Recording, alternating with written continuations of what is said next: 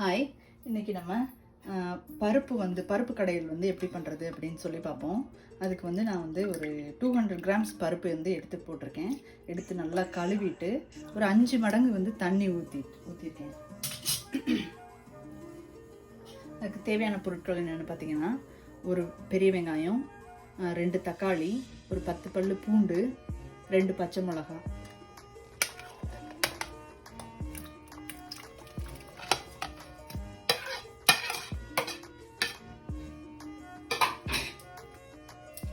இது கூட மஞ்சத்தூள், சீரகம் நான் ஒரு 2 ஸ்பூன் யூஸ் பண்ணுறேன். பூண்டும் கொஞ்சம் நிறைய யூஸ் பண்ணிங்கன்னா தான் இது நல்ல மணமாக ருசியாக இருக்கும். இப்போ இது எல்லாத்தையும் நல்லா கலந்து விட்டுட்டேன். இது வெந்ததுக்கப்புறம் தான் நம்ம உப்பு போட போகிறோம். இப்போ இதை நல்லா கலந்துட்டு நம்ம குக்கரில் வேக வச்சுருவோம். லாஸ்ட்டில் தாளிக்கிறதுக்கு பார்ப்போம். இப்போ நம்ம பருப்பு குக்கரில் நல்லா வேக வச்சிட்டோம் இல்லையா? இப்போ தான் நான் உப்பு போட போகிறேன். தேவையான அளவு உப்பு போட்டுக்கலாம்.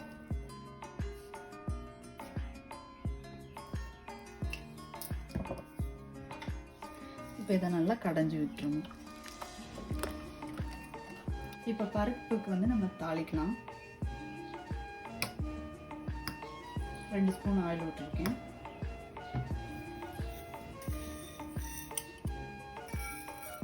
கடுகு உளுந்தம் பருப்பு,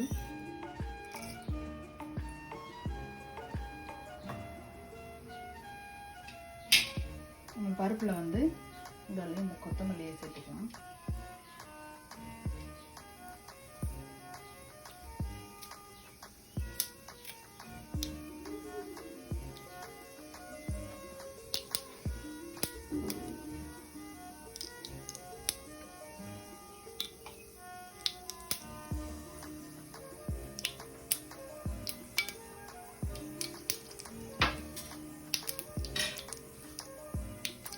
கடுகு நல்லா வெடித்த உடனே இதில் முக்கியமாக இந்த சின்ன வெங்காயத்தை நான் இந்த மாதிரி பொடி பொடியாக கட் பண்ணி வச்சுருக்கேன்.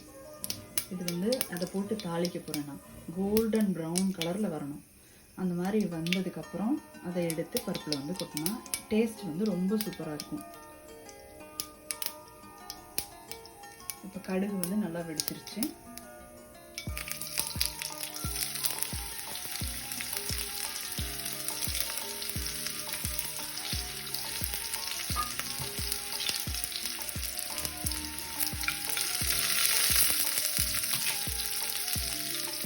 இப்போ நம்மளோட ஆனியன் நல்லா கோல்டன் ப்ரௌன் கலரில் சூப்பராக ஃப்ரை ஆகிடுச்சு. இதை பருப்பில் போட்டுருங்க.